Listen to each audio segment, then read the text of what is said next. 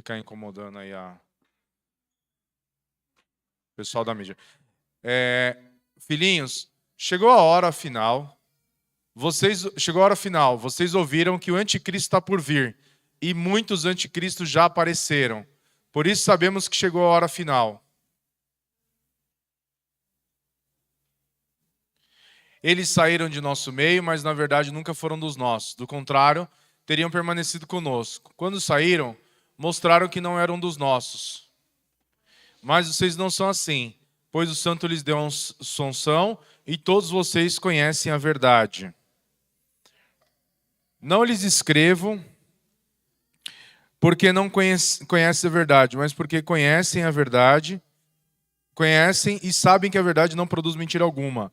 E quem é mentiroso? Aquele que afirma que Jesus não é o Cristo. Quem nega o Pai e o Filho é o anticristo. Aquele que nega o Filho também não tem o Pai. Quem reconhece o Filho tem também o Pai.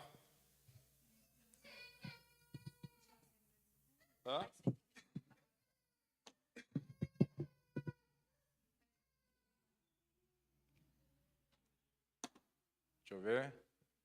Cadê? Deixa eu ver um negócio aqui. Não tá indo não. Você vai ter que ficar passando aí, Rafa. Me ajuda. Não precisa. Vamos ganhar tempo. Então, esse texto, ele fala sobre a verdade e o anticristo, tá? O apóstolo João, ele está falando, continuando aqui as suas considerações para a igreja que ele estava, para os cristãos que ele estava escrevendo. Ele vai falar a respeito da hora final. E ele fala que chegou a hora final. O que é essa hora final que João está falando? Então a gente precisa considerar algumas coisas. Então, na primeira carta, no capítulo 2, no versículo 18 até o versículo 23, ele vai abordar alguns assuntos que são cruciais e importantes para aquela igreja, que é a verdade sobre Cristo e a ameaça dos anticristos. Então ele vai falar sobre a realidade da hora final em que vivemos, a natureza e origem dos anticristos, a unção do Espírito Santo que nos capacita a discernir a verdade e a importância de reconhecer Jesus como Cristo. Então a primeira coisa que ele vai falar é sobre a hora final e os anticristos. Pode passar? O que é essa hora final? Versículo 2, capítulo 2, versículo 18. Filhinho, chegou a hora final. Vocês já ouviram que o anticristo está por vir e muitos anticristos já apareceram. Por isso sabemos que chegou a hora final. A hora final é a hora desde a ressurreição de Cristo até o presente século, até o tempo que nós vivemos hoje. Então, esse período da história, ele vai chamar como hora final. Ou seja, não era necessariamente o fim do mundo, mas o período entre a primeira e a segunda vinda de Cristo. Essa atuação do anticristo, essa atuação do inferno, ela começa já na ressurreição. A ideia de que Jesus Cristo voltaria era muito presente para os discípulos naquela época. Tanto é que quando Paulo ele fala à igreja, ele vai falar assim, olha, que ele vai falar sobre arrebatamento, ele fala assim, olha, os mortos ressuscitarão primeiro e depois nós os que estivermos vivos. Ele vai falar como se Cristo fosse voltar ainda durante aqueles dias, lembrando que Jesus fazia poucos anos que Jesus havia morrido e ressuscitado. Então eles tinham uma ideia muito presente da volta de Cristo. Eles esperavam a volta de Cristo ainda no tempo deles. Então essa ideia da hora final, que não necessariamente é o fim do mundo, mas esse período entre a primeira e a segunda vinda de Cristo era muito presente na ideia, na vida dos cristãos. Pode passar. E aí ele vai dizer outra coisa, que é um período marcado pela manifestação do espírito do anticristo. Pode passar, por gentileza? Mas o que é a manifestação do espírito do anticristo? Quem é o anticristo? O que é o anticristo?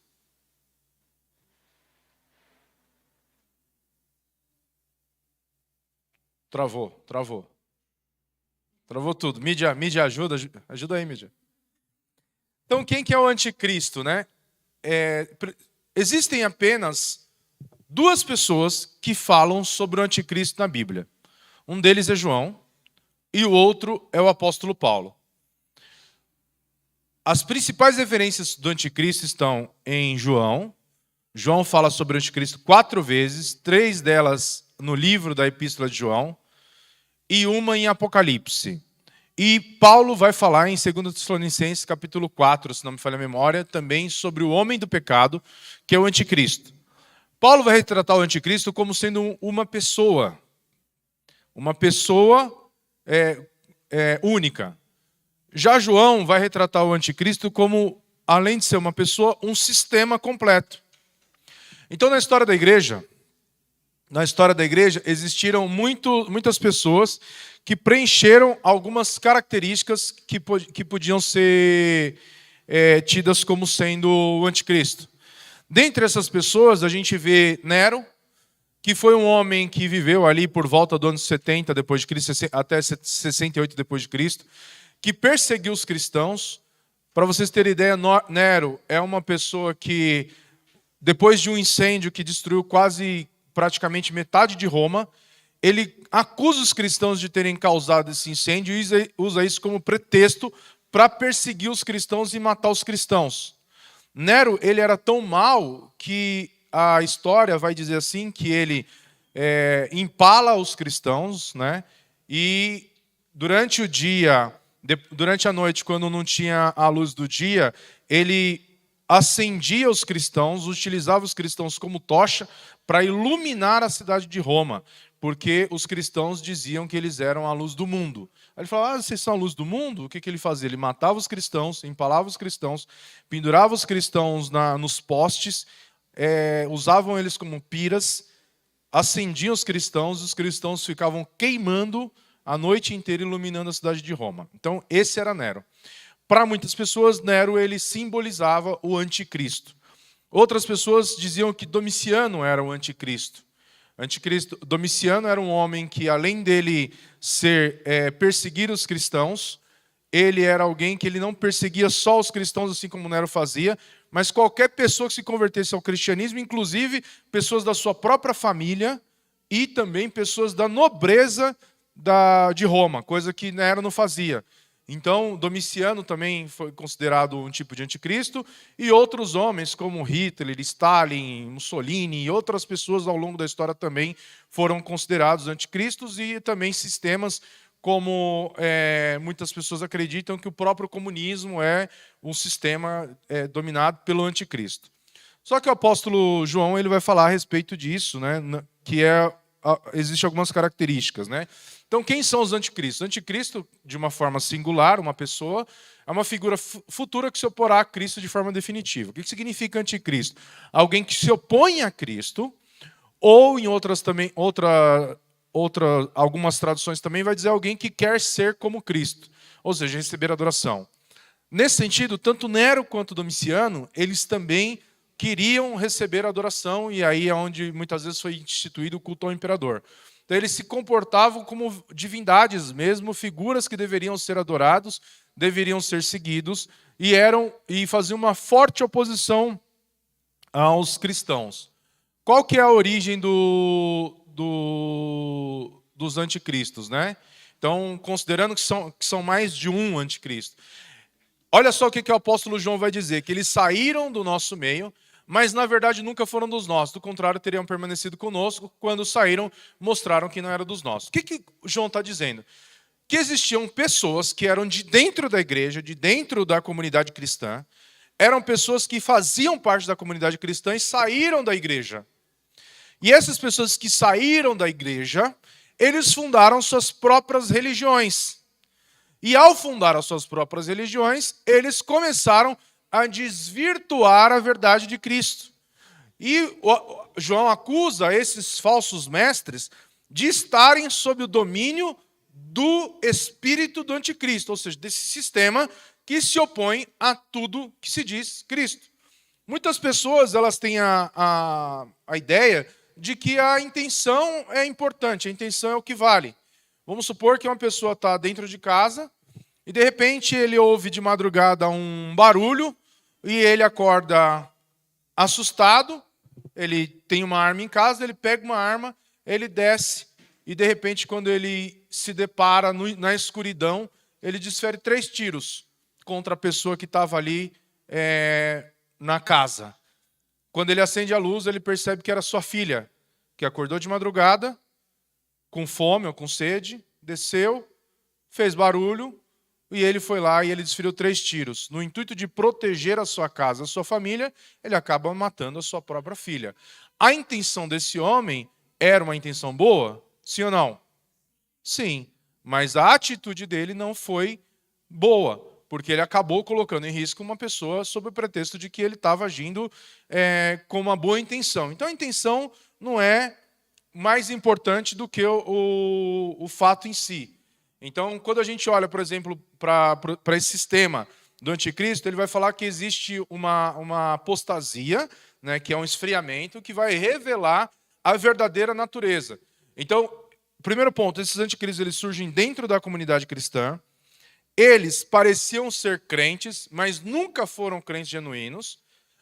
A saída deles revela a verdadeira natureza deles e a perseverança na fé é a evidência da verdadeira conversão.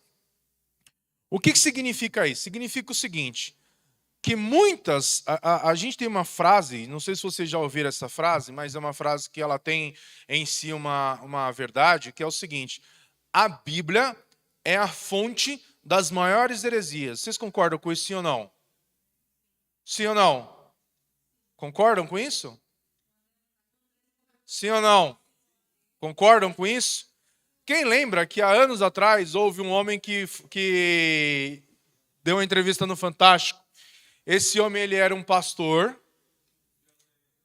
Ele foi lá, pegou a mulher do irmão, saiu com a mulher do irmão e disse que fez aquilo porque Deus tinha mandado.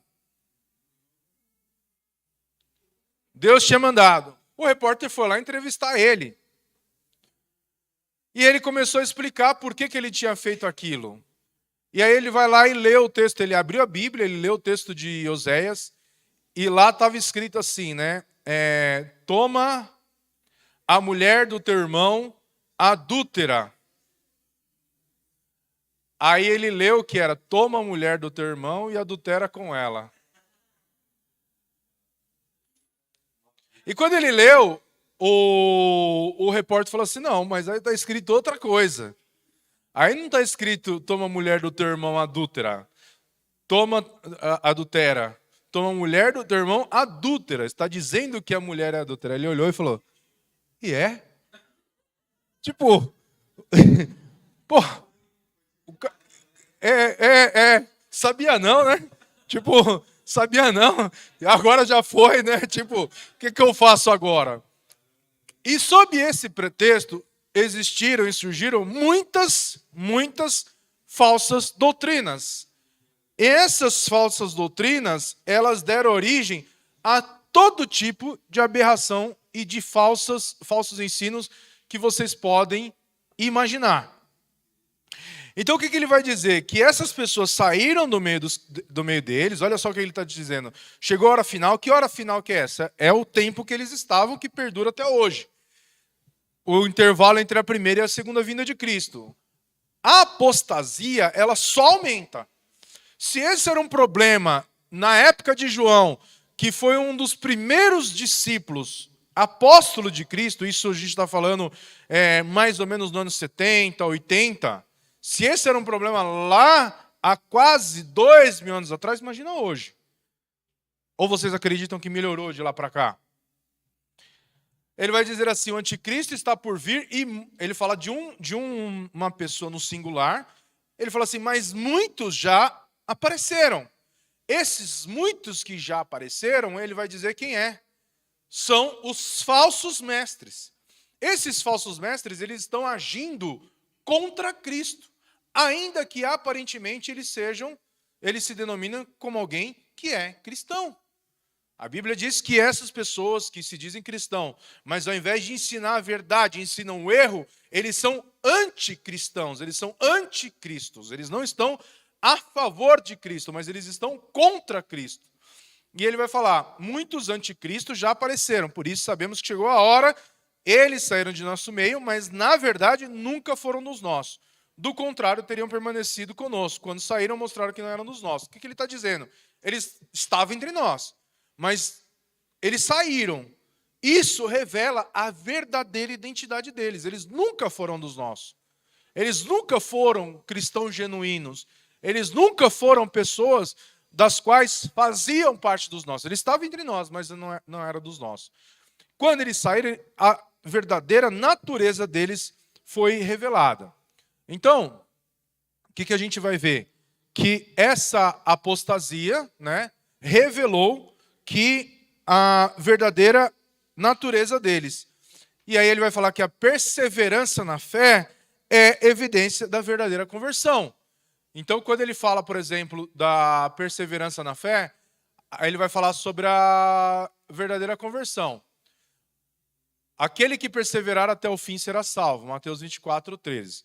E ele vai falar, para que a gente possa vencer isso, reconhecer o falso ensino, reconhecer as falsas doutrinas, nós precisamos do Espírito Santo de Deus na nossa vida. O que ele vai falar em 1 João capítulo 2, versículo 20? Mas vocês não são assim, pois o Santo lhes deu a sua unção e todos vocês conhecem a verdade. Para que nós conheçamos a verdade, é necessário que nós estejamos munidos da unção do Espírito Santo. Porque é Ele quem nos dá instrução, é Ele quem nos dá sabedoria e é Ele quem nos revela a verdade. Tem no livro do Risby, ele vai falar o seguinte, que tinha um missionário que ele estava evangelizando entre os índios na América do Norte. E ele vai evangelizar os índios, ele apresenta a verdade e os índios se convertem. Um desses índios que se converteram sai com ele e vai para a cidade. Quando chega na cidade, ele vai e se aproxima de um pregador, e esse pregador começa a falar um monte de coisas que o missionário sabia que eram heresias. O missionário tinha ensinado o índio, sabia que aquilo era heresia, e o pregador está falando com o índio. De repente o missionário olha aquilo, ele não pode chegar para o índio e falar assim, tudo que ele está falando é mentira. Com que base que ele vai falar isso? Ele vai chegar e vai falar assim para o índio, não acredita no que ele está falando. E ele começa a orar, Senhor, que o teu Espírito toque no coração dele para que ele reconheça a tua verdade. Para que ele saiba distinguir o que é a verdade. De repente o índio estava lá ouvindo o pregador falar e o índio sai.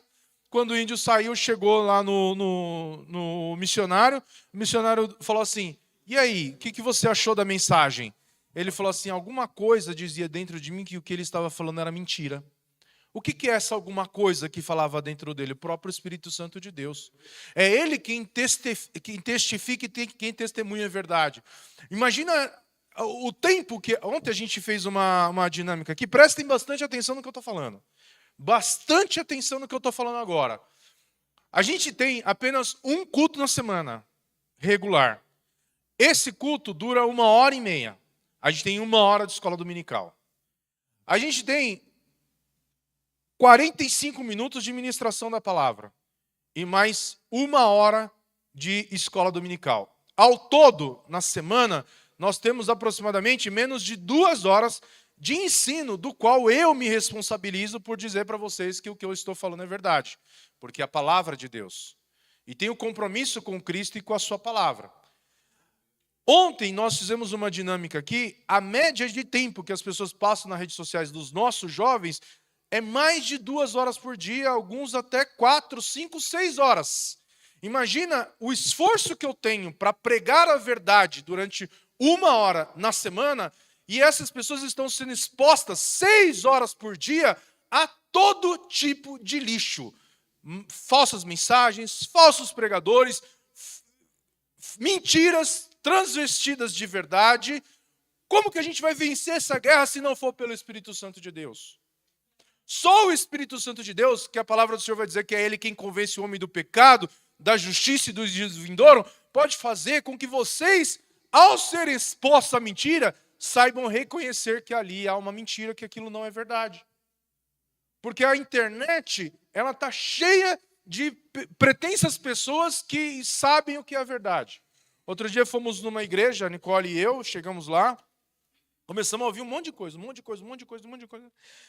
A gente saiu com a cabeça desse tamanho. E eu doido para ir embora. Não conseguia nem continuar. E aí, era uma igreja cristã, havia ali uma pessoa pregando a Bíblia, ou seja, abria a Bíblia e pregava, mas aquilo que a pessoa estava falando não tinha verdade naquilo que ela estava falando. Ela estava falando baseado em um monte de coisas que não era a palavra de Deus. Experiências pessoais, coisas que ouviu de outras pessoas e tantas outras coisas. Eu lembro que a primeira vez que eu fui exposto a uma heresia, assim, grave, eu tinha mais ou menos uns 16 anos de idade. Eu tinha começado a ir para a igreja, estava ali firme na igreja, frequentando a igreja, 14, 15 anos, tinha acabado de ser batizado, tinha meus 16, 17 anos. Cheguei na casa da minha irmã morava no Jaraguá na época, e havia um rapaz cristão, obreiro da Assembleia de Deus, que falou para mim que a Trindade não existia, que Deus Pai, Deus Filho e Deus Espírito Santo era a mesma pessoa.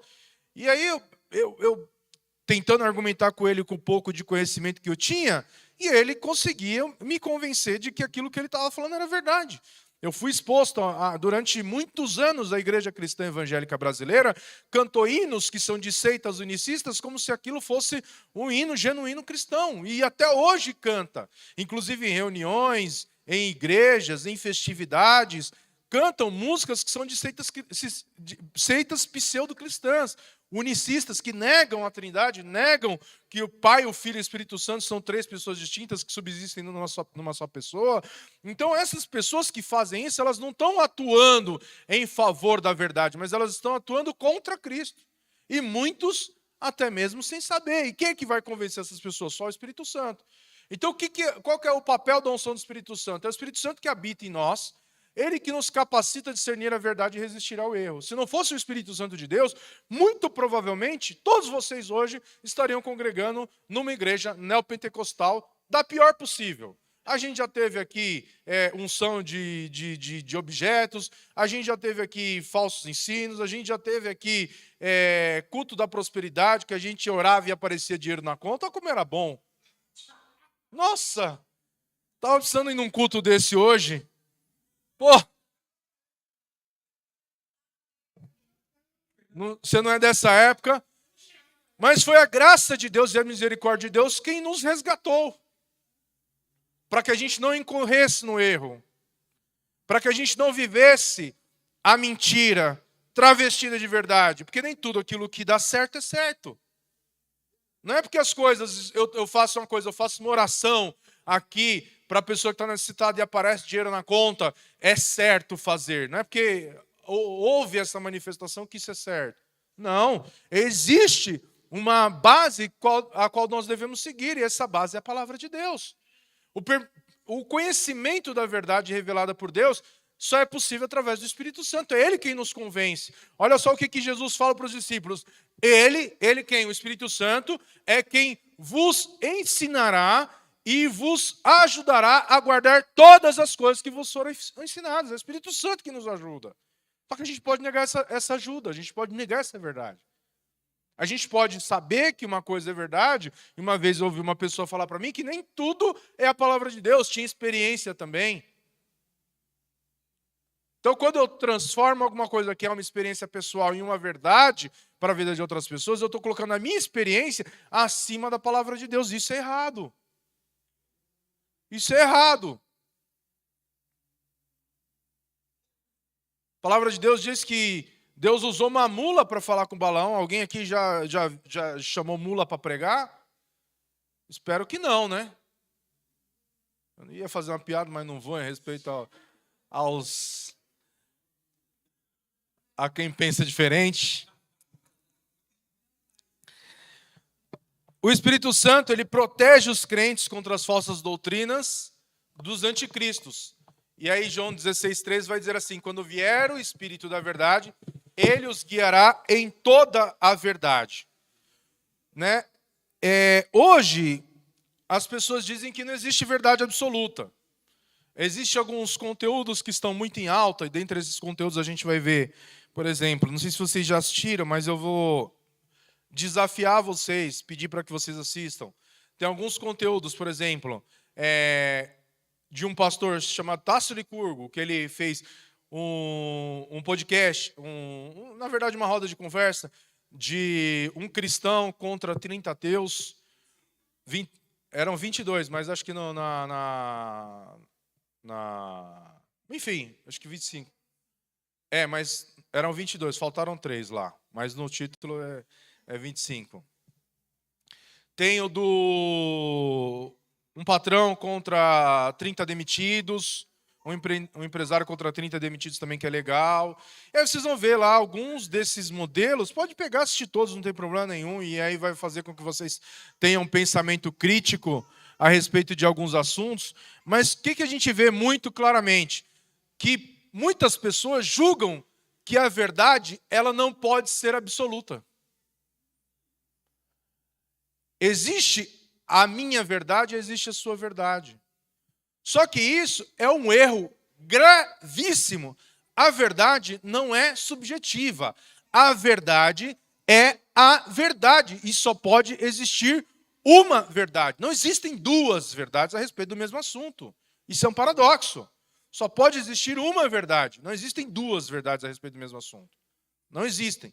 E aí você vai ver que muitas pessoas, elas, para poder defender o seu ponto de vista, elas negam algo que é óbvio. A mesma coisa eu, como cristão, se eu estiver conversando com alguém que não é da mesma fé que eu, ou um ateu, ele falar para mim, num contraponto, num argumento, ele falar para mim quanto é 2 mais 2, e eu, por discordar dele, e ele falar assim, 2 mais 2 é 4. Fala, não é 4. É o seu ponto de vista. Existe isso? Não, não existe. A verdade só pode ser uma. A verdade é absoluta. E aí o que a gente vai ver? 1 João capítulo 2, versículo 21. Não lhes escrevo porque não conhecem a verdade, mas porque conhecem a verdade e sabem que a verdade não produz mentira alguma. Não é algo subjetivo. Não é algo que pode ser uma verdade relativa para um e uma verdade relativa para outro. A verdade ela não é relativa, a verdade ela é subjetiva. A verdade ela é algo absoluta. Ela é algo absoluto. Se é verdade, é absoluto. Não existe verdade relativa. Então, dentro do cristianismo, a gente vai ver que a verdade cristã é absoluta, ela não é relativa. Ela é discernível e pode ser conhecida. Ela não se mistura com a mentira e ela é revelada por Deus em Jesus Cristo. Quem é a verdade? A verdade é Cristo. Conhecereis a verdade vos libertará. Cristo é a verdade. Cristo é a verdade absoluta e é a fonte de toda a verdade. Aí, tem uma ilustração que é a fábula dos cegos e o elefante. O que é a fábula dos cegos e o elefante? Esse é um conto hindu que vai falar a respeito da origem das religiões. O que significa isso? Haviam ali 5 cegos que eles tinham algo em comum. Eles eram cegos, eram pobres e o infortúnio deles os unia. O sofrimento deles os uniam. E eles ouviram falar que havia um animal muito grande, imponente, belo, portentoso, e eles, que era denominado elefante, eles sonham em conhecer um elefante. De repente, por algum motivo desconhecido, eles ouvem falar que na cidade onde eles moram ia passar um elefante. E um tratador de elefante está ali passando na cidade, provavelmente um circo, alguma coisa assim. E eles então desejam conhecer o elefante, pedem para conhecer o elefante, eles são levados para conhecer o elefante. E ao serem levados para conhecer o elefante, o tratador vai e pega o cego pela mão, coloca ele na próxima traseira no rabo do elefante, coloca outro na tromba, coloca outro na pata do elefante, coloca outro em cima do elefante, coloca outro próximo à orelha do elefante. E aí, de repente, eles começam a apalpar o elefante, e esses 5 cegos diferentes, eles têm uma percepção diferente do que era o elefante. Quando alguém perguntou para eles assim, no final eles se encontraram, e aí, depois de terem apalpado o elefante, cada um a sua parte, eles se encontraram, conversaram, e eles falaram assim, nossa, o elefante é um animal maravilhoso, o elefante é um animal lindo. E o primeiro diz assim, o elefante é como uma corda, que ele tocou o rabo do elefante. Aí o outro disse assim, o que tocou a perna disse assim, não, ele é como uma grande palmeira. É impossível abraçar o elefante, ele é como uma grande palmeira. Aí o outro fala assim, palmeira? Vocês estão falando besteira, o elefante é como um muro, muito grande, muito alto. Aí o quarto que tocou as orelhas disse assim, não, ele é como uma grande ventarola. Aí o quinto disse assim, não, ele é como uma grande cobra, ele parece uma cobra. Cada um tinha uma percepção diferente da mesma coisa, que era o elefante. Aí o que eles fazem? Eles ficam tão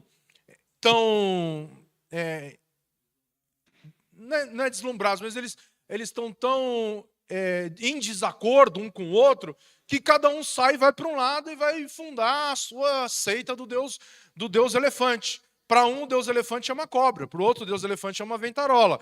Para o outro, o Deus elefante é como um muro alto, para o outro é como um tronco de uma grande palmeira. E eles têm uma percepção diferente. Qual que é a ideia do autor ao dizer isso?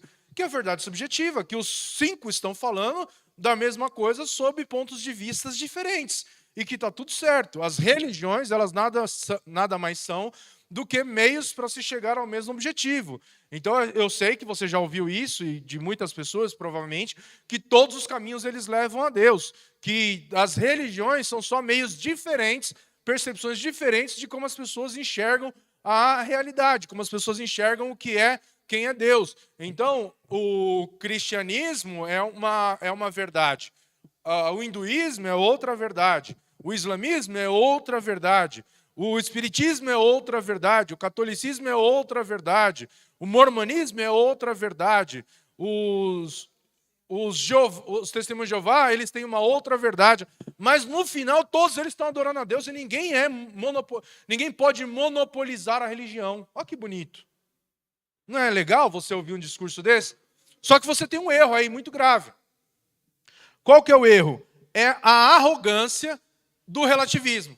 Então, em tempos de relativismo, nos quais as pessoas não gostam da verdade e objetivo imutável, os seguidores de Jesus são acusados de arrogância. Se você falar, igual nós muitas vezes nos levantamos para declarar que o mormonismo é uma seita, que os testemunhos de Jeová são uma seita, que a Igreja Universal é uma seita, que o Espiritismo é uma seita, congregação é uma seita, Adventismo é uma seita, e a gente pode falar aqui de diversas outras seitas. Goste você ou não. Pode ser algo arrogante. Qual que é o grande problema disso? O grande problema disso é o seguinte, é que nessa história, onde todas as pessoas têm uma percepção diferente da mesma realidade, existe algo que não pode ser descartado. A pessoa que está narrando a história enxerga. Esse é o primeiro ponto. A pessoa que está narrando a história, ele não é cego. Ele presume ver a verdade completa. Ou seja, ele sabe que todos eles têm uma visão pequena daquilo que é a verdade. E aí, a gente pode falar assim, quer dizer que todas as religiões são erradas, só o cristianismo é o certo, só a sua igreja que é a certa, só a sua religião é a certa? Não necessariamente. Eu vou explicar por quê. Porque até mesmo um relógio parado, ele acerta a hora 2 vezes ao dia. Você pegar um relógio e deixar ele parado, 2 vezes por dia, ele vai acertar a hora. Isso é correto afirmar ou não? Mas ele está quebrado. A mesma coisa, essas igrejas citadas, essas seitas citadas, elas são 100% erradas? Não. Tem muitas coisas que são úteis e são boas. E a gente pode citar aqui várias coisas, mas eles não vivem a verdade completa. Eles usam parte da verdade, desvirtuam a outra parte da verdade e vivem aquilo como se eles fossem a religião certa. Qual que é o grande problema? Todas essas seitas citadas, elas são exclusivistas. Só a igreja deles que salva. Todas essas seitas citadas, eles não admitem a possibilidade de uma salvação que não seja dentro daquele grupo religioso. Eles não têm a Bíblia como verdade absoluta. Nós, cristãos, enxergamos e vemos a Bíblia como autoridade final de Deus para as nossas vidas. Ela é a verdade. É o meio pelo qual Deus se revelou. É isso que João está dizendo. Vocês conhecem a verdade. Não é parcialmente a verdade. Não adianta eu falar, não, eu creio no Novo Testamento, mas não creio no Antigo. Eu creio, igual eu já ouvi gente falar, Paulo, ele fala de uma teologia que é a teologia de Paulo, mas não a teologia de Cristo. Não! Paulo estava inspirado por Deus para escrever aquilo que ele escreveu. O próprio Deus inspirou Paulo. Se Deus inspirou os cristãos a falarem a respeito de Cristo, significa que Deus continua inspirando a igreja hoje? Pode eu, Felipe, receber uma revelação nova da parte de Deus que não esteja em conformidade com a Bíblia? Não! Deve ser rejeitado todo ensino que não está completamente fundamentado nas Escrituras. E quem é que vai ajudar vocês a identificar o que de fato é a verdade? O Espírito Santo de Deus.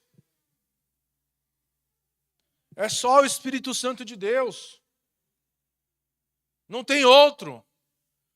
Tudo deve ser amplamente questionado à luz das Escrituras. A palavra do Senhor diz que enquanto Paulo pregava, ele ia de cidade em cidade anunciando o Evangelho, mas há algo que chama a atenção de Paulo, que ele fala assim, esses cristãos são melhores. O que era? Os bereanos. Por que os cristãos bereanos eram melhores?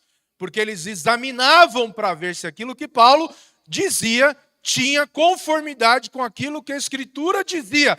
O pastor Felipe falou isso, deixa eu ver. Legal.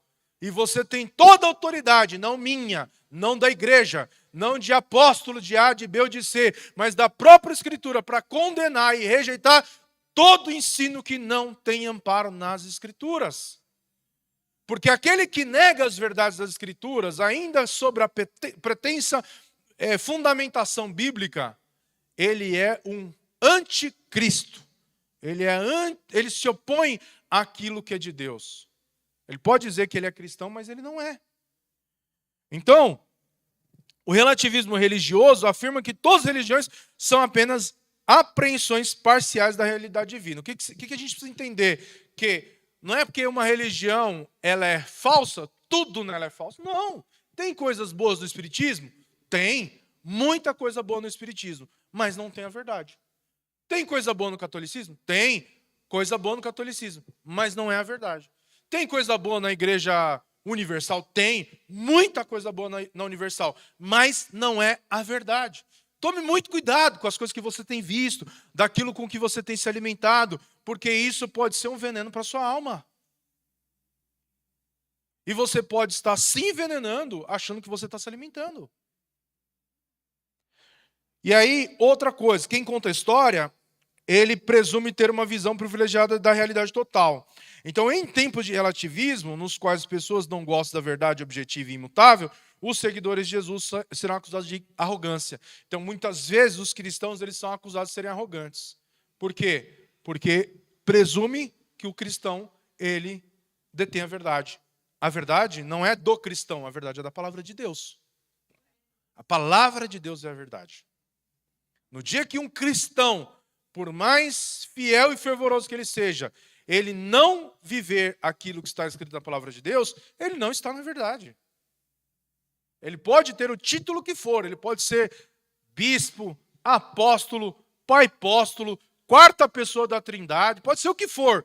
Se ele não vive o que a palavra de Deus diz, ele é apenas mais um mentiroso. Então, o que a gente vai ver? A negação de Cristo, Ou seja, quem que é mentiroso? Aquele que afirma que Jesus não é o Cristo. Quem nega o Pai e o Filho é o anticristo. E dentre essas seitas, os mormons negam que Jesus é o Cristo, os testemunhos de Jeová negam que Jesus é o Cristo, os espíritas, eles veem Jesus como um ser evoluído, eles veem Jesus como um profeta, os muçulmanos veem Jesus como um grande profeta, mas não como Cristo. E várias outras seitas e religiões têm a mesma afirmação. Os testemunhos de Jeová não creem no Espírito Santo como sendo Deus.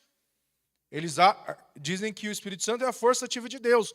Não creem na eternidade de Cristo, que Jesus Cristo ele existe desde antes da fundação do mundo.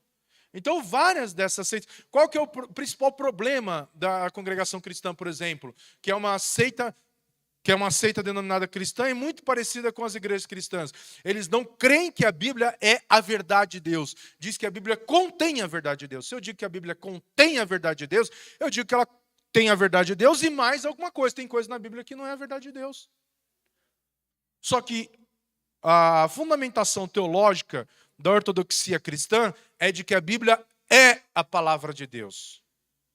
Ela é a palavra de Deus.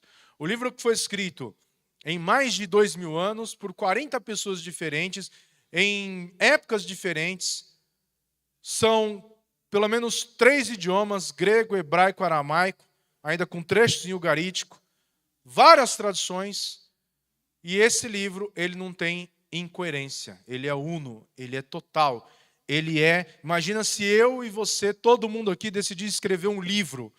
É impossível a gente escrever um livro e esse livro ter coerência do começo ao fim. A Bíblia é isso. A Bíblia, ela tem vários escritores, mas apenas um único autor. E esse autor é o próprio Deus. A Bíblia por si só, ela é um grande milagre. Então, a mentira fundamental do anticristo é negar que Jesus é o Cristo, o Messias prometido. Nega a divindade de Jesus. Nega a encarnação de Deus em Jesus. Negar o Filho também é negar o Pai. E aí 1 João capítulo 4, versículos 2 a 3, vai dizer assim: todo espírito que confessa que Jesus Cristo veio em carne é de Deus. E todo espírito que não confessa Jesus não é de Deus, mas é espírito do anticristo. Então, nesse ponto, a gente vai entender que aquele que nega o Filho também não tem o Pai. Quem reconhece o Filho tem também um Pai. O próprio Cristo diz isso, que ele é a expressão máxima do Pai, que ele é é o Deus visível, o Deus invisível se fez conhecer através de Cristo. Então o Pai e o Filho, eles são inseparáveis. Não se pode ter um sem ter o outro. Eu creio em Deus, mas eu não creio em Cristo, então você não pode dizer que você crê em Deus. Eu não acho que Jesus ele tenha reencarnado. Então, quando você nega isso, você está negando uma verdade fundamental. Negar Jesus como Cristo é perder o relacionamento com Deus Pai. Eu creio em Deus como Criador, creio em Deus como isso, creio em Deus como aquilo, mas eu não creio que Jesus é o Filho de Deus e o próprio Deus, então eu não posso ter relacionamento com o Pai.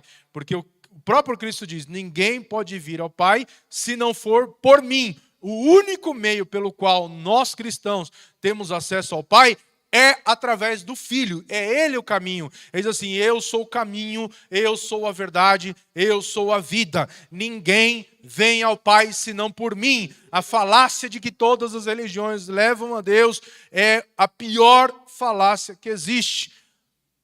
Porém, ainda assim, não é completamente verdade. Não é completamente mentira, não é verdade? Todas as religiões levam a Deus. E há alguma verdade nisso. Qual é a verdade? Todas as religiões levam a Deus, todas. Mas em que circunstância? Todos nós iremos comparecer diante do tribunal de Cristo para ser julgado. Então você pode ser satanista. Essa sua religião vai te levar a Deus para ser julgado e condenado. Nesse sentido, todas as religiões levam a Deus. Mas salvar, só Cristo salva. Ele é o único nome pelo qual importa que sejamos salvos. O único nome pelo qual nós somos salvos é o nome de Cristo. Se você for lá no túmulo de Maomé, ele está lá. Se acharem o túmulo de Maria, certamente ela está lá. Se acharem o túmulo de Buda, ele está lá. Todos eles estão lá. Mas no dia que você tiver a oportunidade de ir em Jerusalém, entrar na gruta onde Cristo foi sepultado, lá está escrito, ele não está mais aqui, ele ressuscitou, só Cristo ressuscitou, ele foi o primeiro a entrar diante do Deus Pai, para nos mostrar o caminho, para que eu e você tenhamos acesso total e irrestrito à presença de Deus. Eu sou o caminho, a verdade e a vida, ninguém vem ao Pai a não ser por mim. Então, reconhecer Jesus como Filho é ter acesso ao Pai. Quer ter acesso ao Pai? Reconheça Jesus como Filho. Jesus é o único mediador entre Deus e os homens. Eu sou o caminho, a verdade e a vida. Ninguém vem ao Pai a não ser por mim. João capítulo 14, versículo 6. E para encerrar, coloca de novo lá o último aqui. Para encerrar, eu quero deixar essas aplicações práticas aqui para vocês, como meditação para a semana. Vocês não precisam crer em tudo que eu falei. Orem a Deus. Peçam ao Espírito Santo de Deus para que instruam vocês na verdade. Examinem as Escrituras e vejam se o que eu falei está amparado com a verdade bíblica. Questionem. Principalmente aquilo que vocês veem na internet o tempo todo. Principalmente aqueles shorts, reels, Instagram, TikTok, vocês passam o dia inteiro vendo essas merda e compartilhando. Mentiras como se fossem verdades. Busque conhecer profundamente a verdade sobre Jesus Cristo através do estudo bíblico. Esteja atento às falsas doutrinas que negam a divindade de Jesus. Dependa da unção do Espírito Santo para discernir a verdade. Persevere na fé e na comunhão com os verdadeiros crentes. Compartilhe a verdade com humildade, mas sem comprometer sua absoluta certeza. Foi até aqui que o Senhor falou aos nossos corações e que Deus possa falar mais aos vossos corações. E para finalizar, 1 João capítulo 2, versículo 23, aquele que reconhece o Filho tem também o Pai. Reconheçam o Filho como seu único e pessoal Salvador, para que vocês tenham também o Pai na vida de vocês. Nós fomos salvos para viver uma eternidade com Cristo, e Cristo é o único caminho do qual nós podemos dizer que temos acesso ao Pai. Eu sou o caminho, a verdade e a vida, e ninguém vem ao Pai a não ser por mim. Que Deus possa falar